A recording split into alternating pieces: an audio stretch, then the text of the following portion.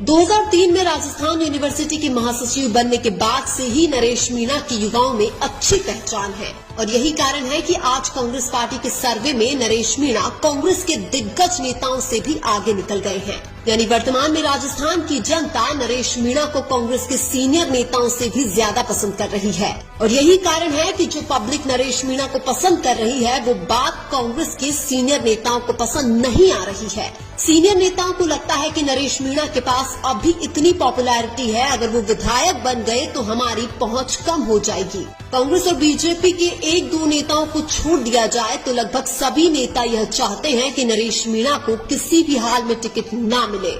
हालांकि राहुल गांधी चाहते हैं कि नरेश मीणा जैसे युवा नेता को टिकट मिले जो विधायक बनकर कांग्रेस पार्टी को मजबूत करे। कांग्रेस के सीनियर नेताओं की हालत ऐसी है कि उनके प्रत्याशी की भले ही जमानत जब्त हो जाए लेकिन वो नरेश मीणा को टिकट नहीं देने देंगे। और देवली उनियारा के उपचुनाव में भी कांग्रेस प्रत्याशी की जमानत जब्त हुई थी। जब कांग्रेस के सीनियर नेताओं से पूछा जाता है कि देवली उनियारा में कांग्रेस की जमानत जब्त कैसे हुई तो उनकी बोलती बंद हो जाती है। अगर अंता में भी कांग्रेस नरेश को टिकट नहीं देती है तो कांग्रेस की जमानत भी जब्त होगी और कांग्रेस नेताओं की बोलती भी बंद होगी। नरेश मीणा जैसे एक युवा लीडर को इस तरह से नजरअंदाज करना कांग्रेस पार्टी के लिए बिल्कुल भी अच्छा नहीं है।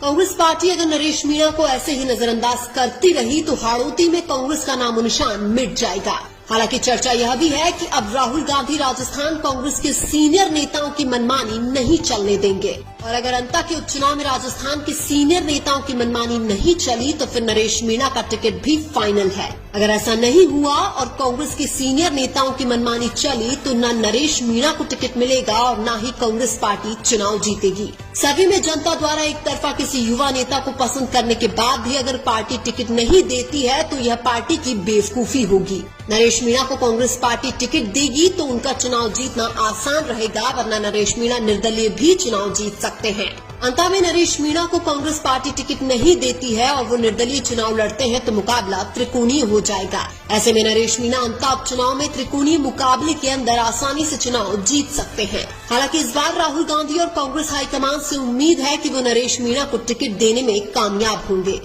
लेकिन आपको क्या लगता है, क्या कांग्रेस पार्टी को अंता के उपचुनाव में नरेश मीणा को टिकट देना चाहिए या नहीं? कमेंट करके जरूर बताइए। वीडियो अच्छा लगा तो लाइक कीजिए और हमारे चैनल मीणा की आवाज को सब्सक्राइब कीजिए। धन्यवाद।